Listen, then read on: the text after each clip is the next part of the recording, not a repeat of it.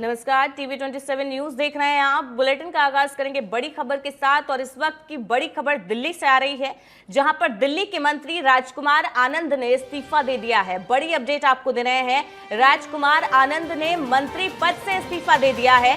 समाज कल्याण मंत्री पद से इस्तीफा दे दिया है। एक बड़ा झटका आम आदमी पार्टी को दिल्ली में लगा है, जहां पर राजकुमार आनंद ने इस्तीफा दे दिया है।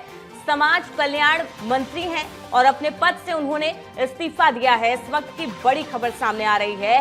राजकुमार आनंद का इस्तीफा दिया गया है उनके पद से। उन्होंने समाज कल्याण मंत्री के पद से इस्तीफा दे दिया है। हालांकि इस्तीफे के पीछे की जो वजह है वो अभी तक साफ नहीं हो पाई है। कई तरह की अटकलें चल रही हैं। फिलहाल देखना होगा क्या कुछ इस पर प्रतिक्रियाएं सामने आती हैं, जिसमें पता चलता है आखिर उनका ये इस्तीफा क्यों दिया गया है। हालांकि चुनाव का दौर है, चुनाव बिल्कुल मुहाने पर खड़ा हुआ है और दिल्ली की सियासत में जिस तरीके से बौखलाहट है, सरगर्मियां चल रही हैं, ऐसे में ये बड़ी खबर सामने आई है कि दिल्ली के मंत्री राजकुमार आनंद ने इस्तीफा दिया है अपने पद से।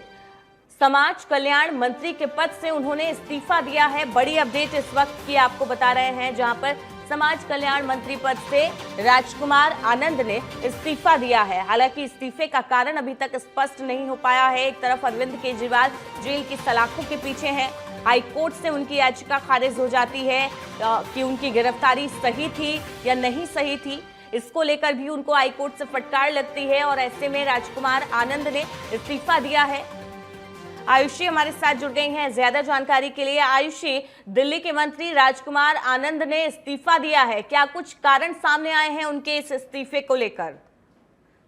जी बिल्कुल, देखा जाए तो दिल्ली सरकार को एक बड़ा झटका लगा है और खास तौर पर आम आदमी पार्टी को, क्योंकि राजकुमार आनंद ने न सिर्फ अपने पद से बल्कि पार्टी से इस्तीफा दे दिया है।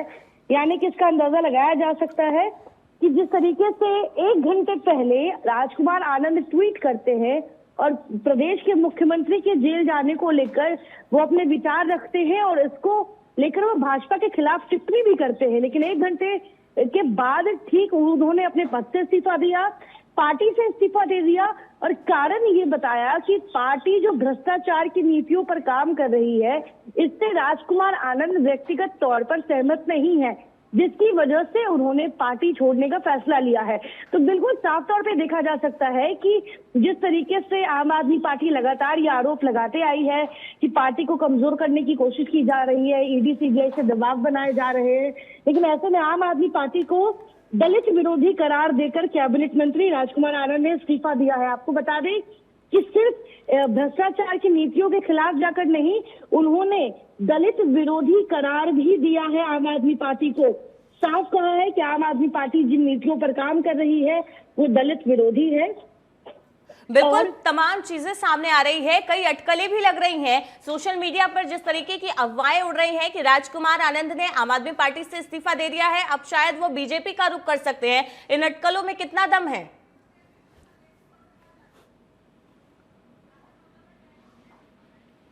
जी एक बार फिर से। बिल्कुल आयुषी, मैं ये बोल रही हूँ कि सोशल मीडिया पर इनको लेकर तमाम खबरें चल रही हैं। इन्होंने कहा है कि आम आदमी पार्टी दलित विरोधी है और जिस तरीके से खबरें सामने आ रही है, कहा जा रहा है कि बीजेपी में जल्द शामिल हो सकते हैं या किसी अन्य दल का सहारा ले सकते हैं। इन अटकलों में कितना दम है? देखिए साफ तौर पे राजकुमार आनंद जो एक बड़ा आरोप आम आदमी पार्टी पर लगाकर उन्होंने पद से और पार्टी से इस्तीफा दिया है, उनका साफ कहना है कि आम आदमी पार्टी दलित विरोधी पार्टी है और इसके साथ ही बड़े नेताओं में एक भी चेहरा दलित का नहीं है। इससे ये दिखता है कि किस तरीके से आम आदमी पार्टी दलितों को साथ लेकर नहीं चलती है और इन नीतियों की वजह से उन्हें दिक्कत है। लेकिन वहीं अगर दूसरा पॉइंट ऑफ व्यू देखा जाए कि राजकुमार आनंद वो नेता हैं जिन पर ईडी अपना शिकंजा कस चुकी है, जिनके काम को लेकर ईडी उनके घर तक पहुंच चुकी थी। उन छापा पड़ा था उनके घर पर 2 नवंबर का तारीख था पिछले साल का, और तब से कहीं ना कहीं ईडी की जांच उन पर चल रही है। तो साफ तौर पे जहां एक तरफ राजकुमार आनंद आम आदमी पार्टी को दलित विरोधी बताते हुए इस्तीफा दे रहे हैं, वहीं ये भी चीजें राजनीतिक गलियारों से निकल रही है और आम आदमी पार्टी की तरफ से कि कहीं ना कहीं राजकुमार आनंद पे ये प्रेशर बनाया गया है, जिसकी वजह से राजकुमार आनंद जो 1 घंटे पहले तक मुख्यमंत्री का सपोर्ट करते हुए नजर आ रहे थे, वो ठीक 1 घंटे बाद पार्टी को दलित विरोधी बताते हुए आयुषी, खबरें ये भी सामने आ रही है कि पार्टी को भले ही उन्होंने दलित विरोधी बताकर इस्तीफा दे दिया है, अरविंद केजरीवाल के जेल जाने के बाद ये उनका इस्तीफा है, यानी कि आम आदमी पार्टी से अरविंद केजरीवाल के जेल जाने के बाद पहला इस्तीफा आ गया है। तो ये जो प्रेशर पॉलिटिक्स है ये आम आदमी पार्टी पर अब दिखाई भी दे रही है। एक तरफ अरविंद केजरीवाल जेल में है और धीरे धीरे एक एक कर सिपाही भी अब उनका साथ छोड़ते नजर आ रहे हैं।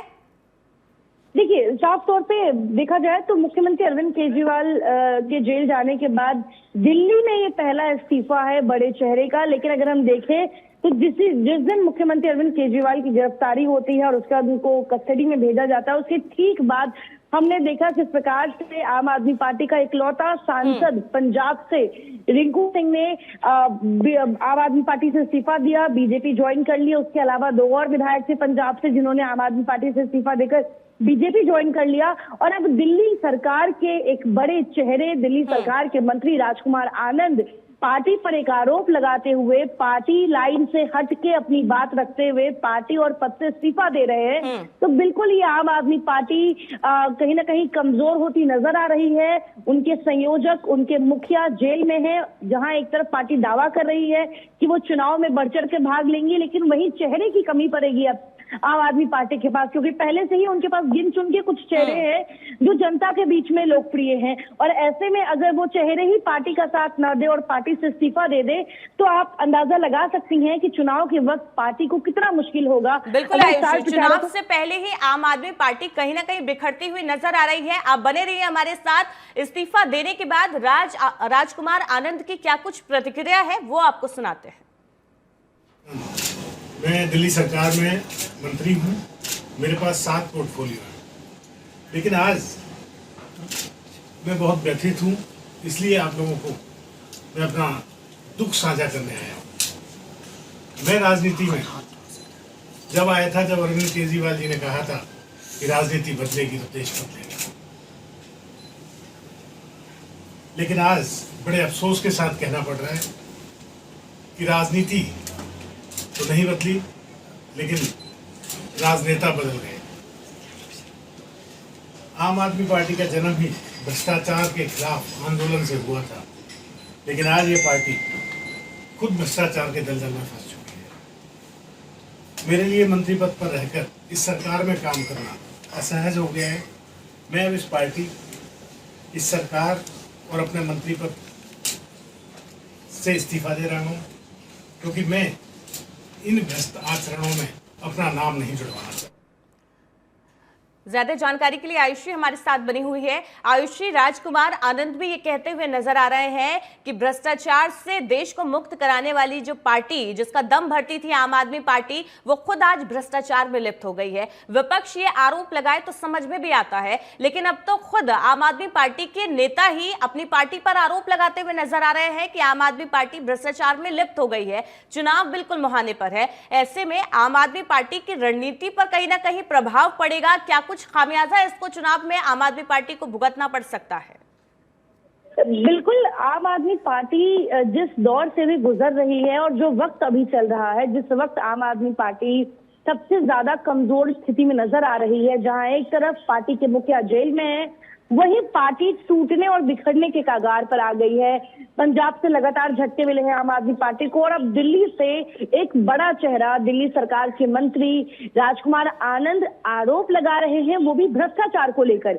ये कहते हुए कि ये वही पार्टी है जिसके साथ में जुड़ा था, ये सोचकर कि ये पार्टी भ्रष्टाचार के खिलाफ आंदोलन करके आई थी, ये पार्टी भ्रष्टाचार के खिलाफ नीतियां लाने वाली थी, और आज यही पार्टी अगर भ्रष्टाचार में लीन है और इनकी नीतियों के ऊपर उन्होंने अपनी असहमति दिखाई, उनका साफ कहना था कि वो सहमत नहीं है जिस तरीके से आम आदमी पार्टी आज के समय में भ्रष्टाचार की नीतियों पर काम कर रही है। लेकिन साफ तौर पर देखा जाए तो जब मुख्यमंत्री अरविंद केजरीवाल की गिरफ्तारी हुई तो उसके बाद भले भाजपा लगातार इस्तीफे की मांग कर रही हो, लेकिन आम आदमी पार्टी लगातार ये कहती नजर आ रही थी कि नहीं, सरकार जेल से चलेगी।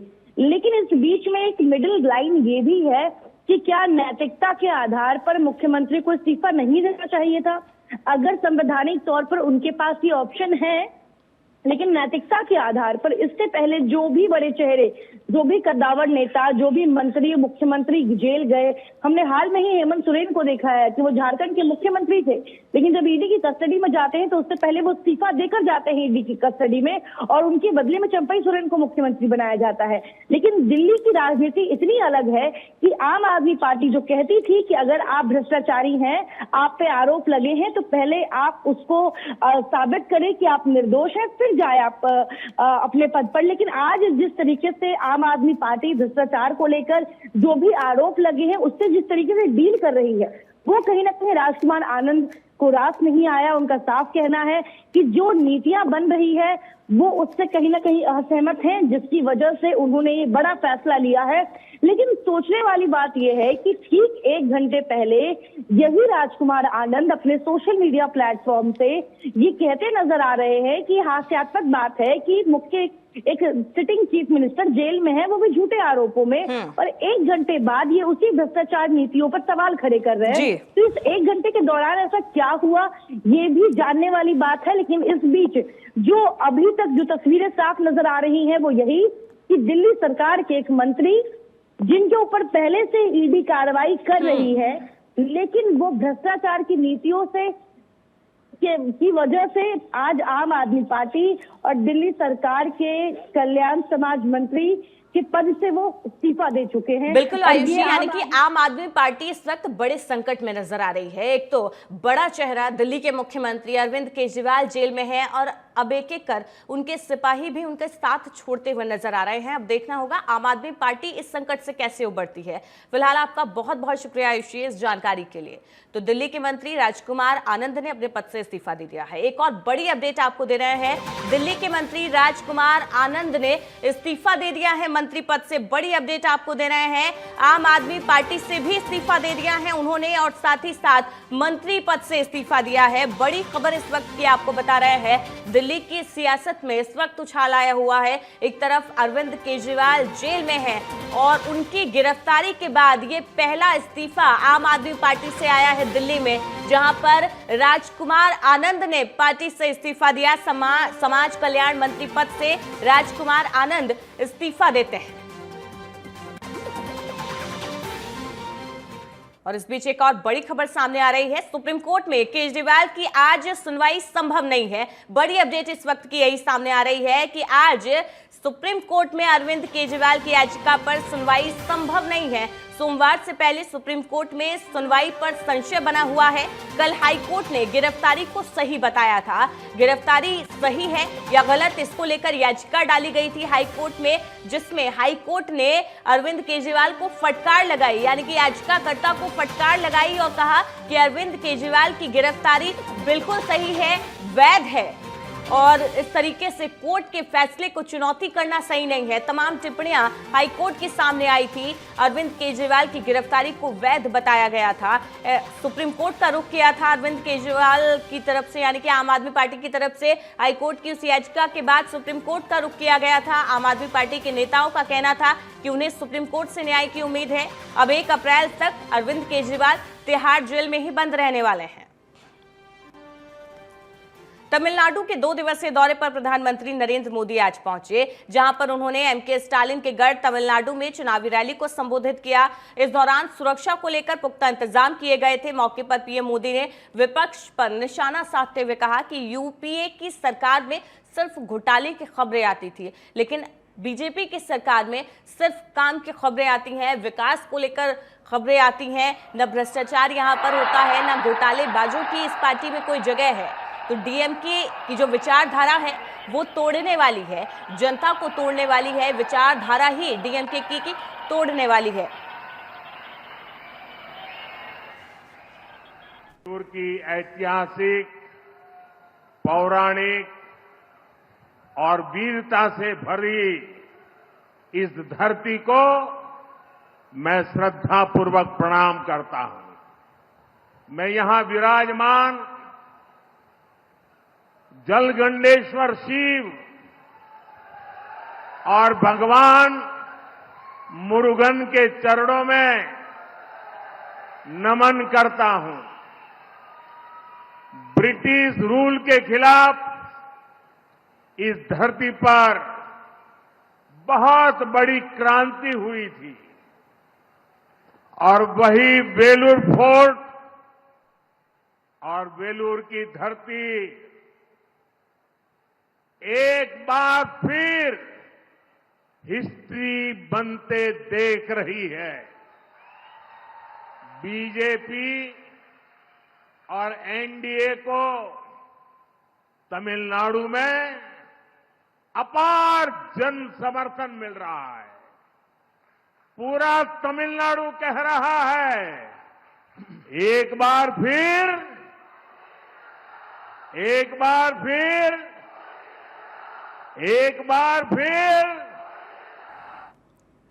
सीएम योगी आदित्यनाथ जम्मू कश्मीर के दौरे पर हैं, जहां पर उन्होंने आज कठुआ में चुनावी जनसभा को संबोधित किया। इस दौरान सीएम योगी आदित्यनाथ ने कहा कि जम्मू कश्मीर में आज मेडिकल कॉलेज बन रहा है। जम्मू कश्मीर भारत का ताज है। सभा को लेकर शहर में सुरक्षा व्यवस्था के पुख्ता इंतजाम किए गए और इस दौरान बीजेपी प्रत्याशी के पक्ष में चुनावी जनसभा को यूपी के सीएम योगी आदित्यनाथ ने संबोधित किया, जहां पर उन्होंने कहा कि पहले यहां से आतंकवाद की खबरें आती थी, घुसपैठ की खबरें आती थी, लेकिन आज जब से धारा 370 यहां से हटाई गई है तब से सिर्फ विकास की खबरें आती हैं। यहां पर आज मेडिकल कॉलेज बन रहे हैं, स्कूल बन रहे हैं, यहां पर आज आतंकवाद खत्म हुआ है। अयोध्या में राम मंदिर भी बन रहा है, भारत दुनिया की बड़ी ताकत भी बन रहा है, सुरक्षा का बेहतर वातावरण भी बन रहा है, विकास के बड़े बड़े कार्य भी हो रहे हैं, गरीब कल्याणकारी योजना भी प्रभावी ढंग से आगे बढ़ रही है। अगर जनता जनार्दन वोट ही न देती, क्या हम उत्तर प्रदेश देश के सबसे बड़े राज्य को संभाल पाते? क्या जो जम्मू कश्मीर की स्थिति थी, यहां पर पाकिस्तान प्रस्त आतंकवादी किस तरीके से तबाही मचाए गए थे, लेकिन उत्तर प्रदेश के अंदर तो सत्ता के संरक्षण में जिस प्रकार की अराजकता थी, हर दूसरे दिन दंगा होता था, कर्फ्यू लगता था, महीनों महीनों कर्फ्यू रहता था। बहनों और भाइयों, 7 वर्ष से मैं आज उत्तर प्रदेश के अंदर मुख्यमंत्री के रूप में काम कर रहा हूं और बहनों और भाइयों, 7 वर्ष में एक भी दंगा नहीं हुआ। बीजेपी ने लोकसभा चुनाव के लिए अपने उम्मीदवारों की 10वीं सूची जारी कर दी। इस लिस्ट में चंडीगढ़, पश्चिम बंगाल के 1-1 और यूपी के 7 प्रत्याशियों की घोषणा की गई। बीजेपी ने चंडीगढ़ लोकसभा सीट से संजय टंडन, पश्चिम बंगाल के आसनसोल सीट से एसएस अहलूवालिया को अपना उम्मीदवार बनाया है। बता दें, बीजेपी ने पहले आसनसोल से भोजपुरी गायक पवन सिंह को चुनावी मैदान में उतारा था, लेकिन उन्होंने इस सीट से चुनाव लड़ने से इनकार कर दिया था।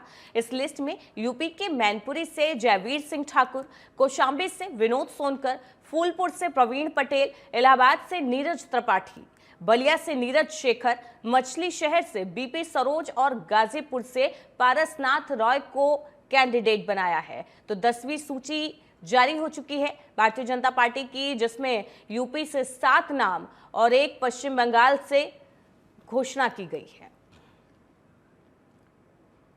और यूपी एसटीएफ को एक बड़ी सफलता मिली है। उत्तर प्रदेश आरक्षी भर्ती परीक्षा 2023 का पेपर लीक कराने वाला मास्टरमाइंड गिरफ्तार किया गया है। एसटीएफ ने TCI express transport company Ahmedabad में सेंध लगाकर उत्तर प्रदेश पुलिस आरक्षी भर्ती परीक्षा 2023 का पेपर लीक कराने वाला मुख्य षड्यंत्रकारी रवि अत्री को गिरफ्तार कर लिया। पकड़ा गया अभियुक्त रवि अत्री थाना जेवर जनपद गौतम बुद्ध नगर का रहने वाला है। एसटीएफ ने अभियुक्त रवि अत्री को खुर्जा बस स्टैंड के पास से जेवर थाना जनपद गौतम बुद्ध नगर से गिरफ्तार किया है। तो यूपी एसटीएफ को ये बड़ी सफलता हाथ लगी है, जहां पर पुलिस आरक्षी भर्ती पेपर लीक कराने वाला मास्टरमाइंड हत्थे चढ़ा है।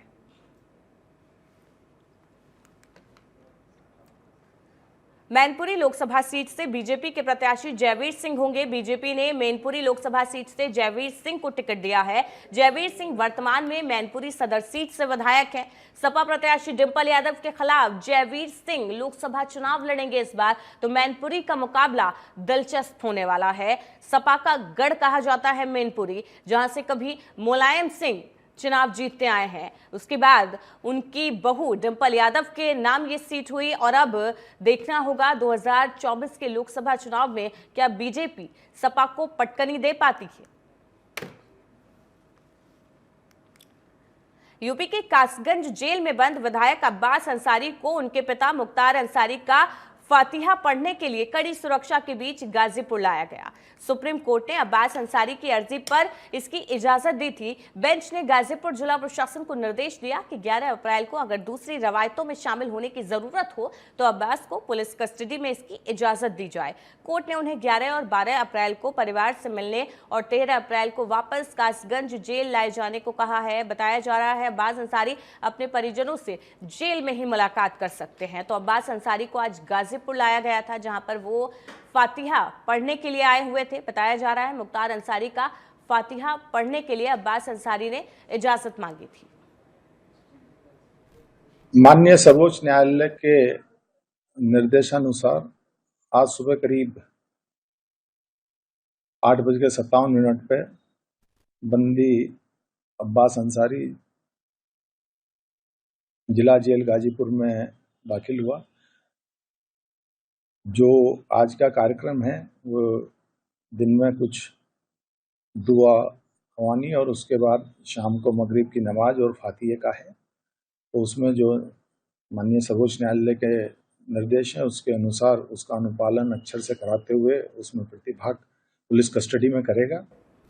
मुजफ्फरनगर में अवैध संबंधों के चलते पति ने पत्नी की हत्या कर दी। सूचना के बाद पुलिस मौके पर पहुंची, हत्या में शामिल 2 लोगों को गिरफ्तार किया। इस दौरान पुलिस ने हत्या में इस्तेमाल किए जाने वाले हथियार भी बरामद किए। पूरी घटना मीरापुर थाना क्षेत्र के कसमपुर खोला की है। एक हत्या की घटना का सफल अनावरण किया गया है। दिनांक 3 अप्रैल 2024 को थाना मीरापुर पर एक एक्सीडेंट का मुकदमा लिखवाया गया था, जिसमें तहरीर दी गई कि एक पति पत्नी मोटरसाइकिल से जा रहे थे और उनका ट्रैक्टर से एक्सीडेंट हुआ। पत्नी की ऑन द स्पॉट मृत्यु हो गई और पति जो है वो मिलिट्री हॉस्पिटल मेरठ में रेफर होकर के एडमिट हो गया है। जब इसकी बहुत डिटेल में इसकी जांच की गई, सीसीटीवी कैमरास का विश्लेषण किया गया, पोस्टमार्टम रिपोर्ट का विश्लेषण किया गया, एम्बुलेंस स्टाफ का बयान लिए गए, तहरीर लेखक के बयान लिए गए, तो इससे ये बात सामने आई कि एक्सीडेंट नहीं, दरअसल ये एक मर्डर है। लोकसभा चुनाव के तीसरे चरण के लिए नामांकन 12 अप्रैल से 19 अप्रैल तक होगा। मैनपुरी में नामांकन प्रक्रिया के लिए तैयारी पूरी कर ली गई है। कड़ी सुरक्षा के बीच नामांकन होगा। इस दौरान 3 लेयर की पुलिस की तैनाती की जाएगी। बताया जा रहा है कचहरी परिसर में जिलाधिकारी कोर्ट में नामांकन प्रक्रिया होगी। इसको लेकर एसपी सिटी राहुल मिठास ने ज्यादा जानकारी दी।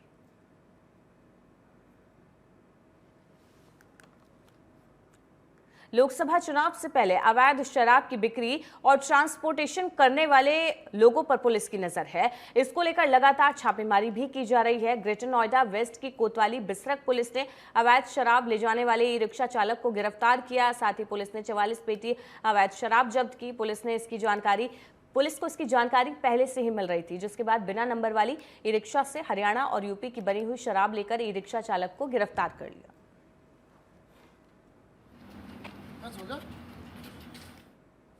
कासगंज में कादरगंज गंगा पर नहाने गया युवक अचानक लापता हो गया। 3 दिन बाद युवक का शव पानी में तैरता मिला। बताया जा रहा है 8 अप्रैल की शाम को गंगा में नहाने गया युवक वापस नहीं लौटा। सूचना पर पुलिस पहुंची, युवक के शव को बरामद किया, पंचनामा कर पोस्टमार्टम कराया। साथ ही साथ पूरे मामले की जांच पड़ताल में जुट गई है। फिलहाल के लिए इतना ही। लगातार खबरों के लिए बने रहिए TV 27 न्यूज के साथ। नमस्कार।